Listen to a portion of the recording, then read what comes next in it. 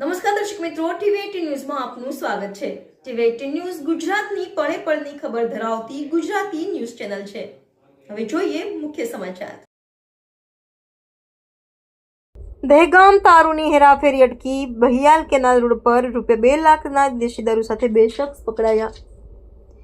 દહેગામ ડિવિઝનના એસપી આયુષ જૈને Bahiyal canal road પરથી દેશી દારૂની હેરાફેરી કરતા 2 શખ્સોને પકડી પાડ્યા છે।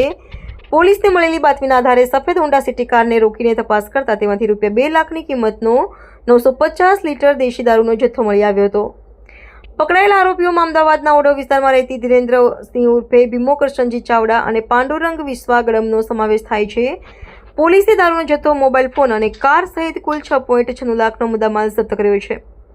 અગાઉ એસપી જૈને સણોદા ગામ નજીક ગોચર જમીનમાં ચાલતા જુગારધામ પર દરોડા પાડી ₹3.47 લાખના મુદ્દામાલ સાથે 3 જુગારીઓને પકડી પાડ્યા હતા।